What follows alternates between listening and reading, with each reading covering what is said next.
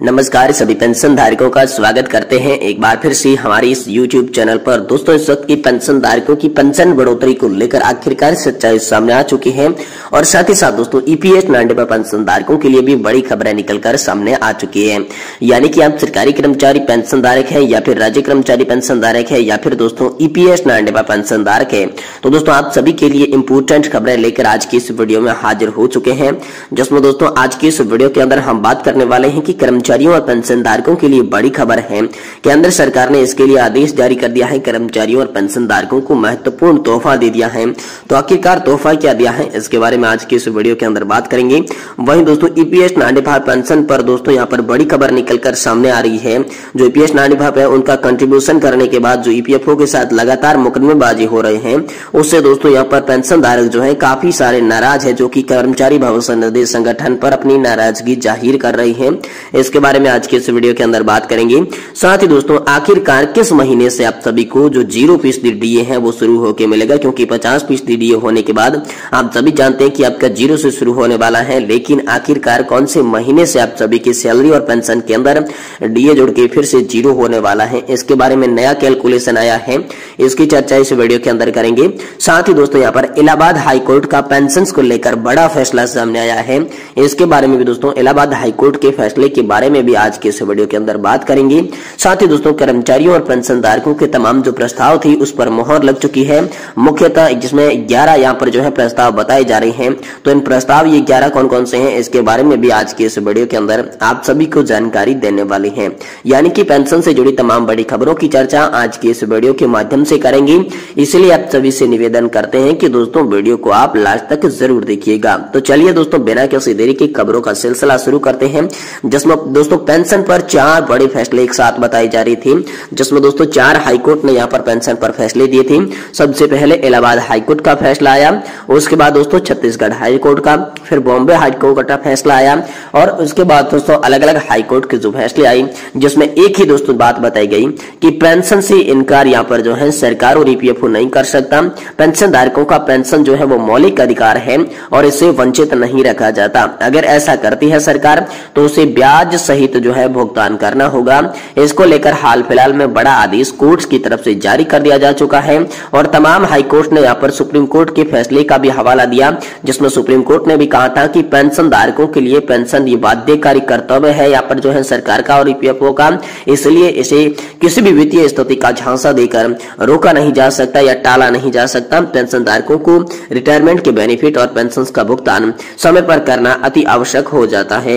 साथ ही दोस्तों EPS 95 pension धारकों के लिए अगली बड़ी खबर की बात करें तो दोस्तों यहाँ पर जो है लगातार EPS 95 पेंशन धारकों ने कंट्रीब्यूशन दिया है, फिर भी दोस्तों उन्हें पेंशन के लिए मुकदमेबाजी का सामना करना पड़ रहा है। इसलिए दोस्तों कर्मचारी भविष्य निधि संगठन पर जो पेंशन धारक है वो काफी सारे नाराज है। इसी को लेकर बड़ी खबर आई है कि कर्मचारी भविष्य निधि संगठन के दायरे में आने वाले सदस्यों का दर्द जो है वो लगातार कम नहीं हो रहा है। EPFO पर यहाँ पर जो है लगातार सवाल साधे जा रहे हैं। दोस्तों EPS 95 पेंशन की मान्यताओं को तैयार की गई थी, उस तारीख से वास्तव में आधार पर निवेश रूप से विशेष प्रत्यक्ष पर कोई पुनर्विचार नहीं किया गया था। पेंशन का भुगतान EPS निवेश में उन्मत्त आय, मूल राशि और सदस्यों का कॉर्पस द्वारा सब्सिडी को मिलाकर किया जाता है। उस प्रक्रिया में कुछ लोगों की तुलना में दूसरे लोगों को अधिक लाभ होता है। इसलिए मौजूद मामला एक अपवाद है। इसमें बकाया राशि यदि कोई हो तो शुद्ध आउटफ्लो के बारे में भी कोई उल्लेख नहीं मिलता है। दोस्तों ये EPFO द्वारा अपनाई गई पद्धति आप हाल फिलहाल में फिट नहीं बैठती है। इसके बारे में बड़ी अपडेट आई है कि लाभार्थियों को सूचित करते हुए निर्णय के सक्षम बनाने और यदि EPFO बकाया राशि को समायोजित करने के बाद मांगता है तो ये बेहतर होगा। जहां तक आनुपातिक पेंशन का सवाल है, मौजूद समय में EPFO द्वारा अपनाई गई पद्धति में कोई भी फिट नहीं बैठता है। साथ ही दोस्तों 31/8/2014 तक EPS में शामिल होने वाले लोगों को मूल योजना द्वारा शासित किया जाता था और क्योंकि अधिसूचना की संख्या 609 की जो दिनांक 22/8/2014 थी उसमें केवल 1/9/2014 से लागू किया गया था और योजना की गलतफहमियों और मुकदमेबाजी के कारण होने वाले विवादों को देखते हुए इस योजना को वार्षिक योजना के रूप में परिवर्तन करने की मांग लगातार पेंशन धारक कर रही है। पेंशन धारकों का कहना है कि 78 लाख पेंशन धारकों और 4 करोड़ का उनका परिवार जो है वो केंद्र सरकार की इस योजना से वंचित रह रहा है। साथ ही दोस्तों इस योजना से गरीबी रेखा से भी नीचे की ओर जा रहा है, क्योंकि दोस्तों केंद्र सरकार के सांसद विधायक 3-3, 4-4 बार पेंशन लेते हैं और अगर कोई 40 साल नौकरी करता है तो उन्हें पेंशन मात्र 1000 से 1500 2000 रुपए की पेंशन मिलती है। ऐसे में उनके जीवन का गुजारा कैसे चलेगा, इसको लेकर दोस्तों बड़ी खबर हाल फिलहाल में सामने आई है।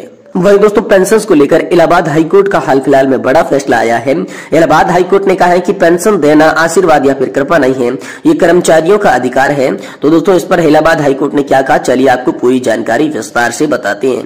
देखिए, इलाहाबाद हाईकोर्ट ने कहा कि पेंशन सहित सेवानिवृत्ति परिलाभ देना सरकार का वरदान नहीं, आशीर्वाद नहीं, कृपा नहीं, बल्कि ये कर्मचारियों का मौलिक अधिकार है। बिना किसी औचित्य इन्हें देरी से इनकार नहीं किया जा सकता। ये टिप्पणी दोस्तों हाल फिलहाल में न्यायमूर्ति प्रकाश पाडिया ने छाया की याचिका को सुनवाई करते हुए कहा। साथ ही नगर आयुक्त पर दोस्तों कानपुर से सवाल भी पूछे गए।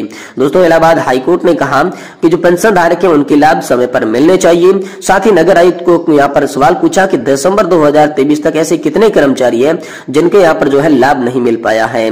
और दोस्तों कुछ लंबित याचिकाओं पर उल्लेख करते हुए कोर्ट ने जानकारी मांगी कि अभी सभी सेवानिवृत्ति कर्मचारियों को लाभ प्रदान के लिए क्या कार्रवाई की जा रही है और इसकी जो अगली सुनवाई है वो दोस्तों डेट अगली जारी कर दी जा चुकी है।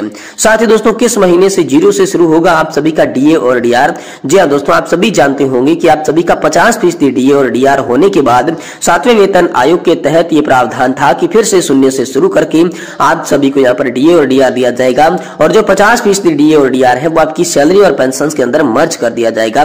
तो आखिरकार किस महीने से शुरू होगा और इसके लिए क्या कैलकुलेशन सामने आया है, इसके बारे में बात करें तो दोस्तों ये अगले यानी आगामी महीने से आप सभी के लिए शुरू होने की बात कही जा रही है। और इसके लिए कैलकुलेशन ये होगा कि दोस्तों अगर आपको 18,000 रुपए की पेंशन मिल रही है तो इसके साथ दोस्तों 9,000 रुपए आप सभी के डीआर के रूप में जोड़ेंगे, जिससे दोस्तों आपकी पेंशन में वृद्धि होगी और फिर से डीए जो है आप सभी का 0 से शुरू करके आप सभी को दिया जाएगा। इसको लेकर बड़ी खबर आ रही है। साथ ही दोस्तों यहाँ पर केंद्रीय कर्मचारी और पेंशन धारकों के लिए बड़ी खबर है। केंद्र सरकार ने यहाँ पर महत्वपूर्ण आदेश जारी किया है, तो इसके बारे में चलिए जानते हैं। देखिए, जब कर्मचारी या फिर पेंशन भोगी सीजीएससी यहाँ पर कार्ड बनवाने के लिए एप्लीकेशन देते हैं तो बहुत सारी समस्याओं को देखने को मिलते हैं। एप्लीकेशन में कुछ नाम रहता है, वहीं उनके आधार कार्ड पे कुछ नाम रहता है, जिससे दोस्तों सीजीएसएस कार्ड बनने में दिक्कत आती है। तो अब केंद्र सरकार ने इसका पक्का समाधान निकाल दिया है। दोस्तों इसके लिए मुख्यतः 8 टॉपिक बताए गए हैं। तो विशेष टॉपिक क्या है इसके बारे में हम बात करते हैं। देखिए, कर्मचारी या फिर पेंशन भोगी के नाम की स्पेलिंग में बहुत सारी त्रुटियां देखने को मिलती है। डेट ऑफ बर्थ में मिस्टेक दिखाई देती है, साथ ही साथ जेंडर में भी कभी कभी गलतियां दिखाई देती है। ऐसे में दोस्तों सीजीएचएस कार्ड की बनाने में समस्या उत्पन्न होती है। उसी को दूर करने के लिए एक यहाँ पर जो है अपॉइंटमेंट सर्कुलर केंद्र सरकार की तरफ से जारी किया गया है, जिसमें इसका वेरिफिकेशन क्लियरिफिकेशन कर दिया गया है। दोस्तों आधार कार्ड में जो नाम है वही नाम सीजीएससी कार्ड पर है। यानी कि इस प्रकार की सारी समस्या को देखते हुए केंद्र सरकार ने सर्कुलर में बताया कि कर्मचारी और पेंशन भोगी जब कार्ड बनवाने के लिए एप्लीकेशन देते हैं तो उनके आधार कार्ड में जो नाम है, डेट ऑफ बर्थ है, जेंडर है, उसी के अनुसार दोस्तों आपका कार्ड बनने वाला है। साथ ही दोस्तों ऐसे बहुत सारे कर्मचारी और पेंशन भोगी हैं, इनको लेकर चिंता हो रही है कि आखिरकार क्यों लिंक करना है, इससे क्या फायदा होगा। इस प्रकार के बहुत सारे प्रश्न पेंशन धारकों के मन में आ रहे हैं। तो केंद्र सरकार ने इसके बारे में सारे डाउट आपके क्लियर कर दिए हैं, जो कि सर्कुलर जारी करके दे दिया है। साथ ही केंद्र सरकार ने कहा है कि ऐसा कुछ नहीं है जो कि अपने सीजीएससी आईडी और आभा आईडी से जोड़ने पर आपका हेल्थ रिकॉर्ड पूरी तरीके से डिटेलिंग हो जाएगा। आप कहीं भी ऐसा इसको ट्रैक कर सकते हैं। यही बात रहेगी, आपकी प्राइवेसी को चिंता किए बिना पेंशन भोगियों की इजाजत के बगैर आपका हेल्थ रिकॉर्ड किसी के पास शेयर नहीं किया जाएगा।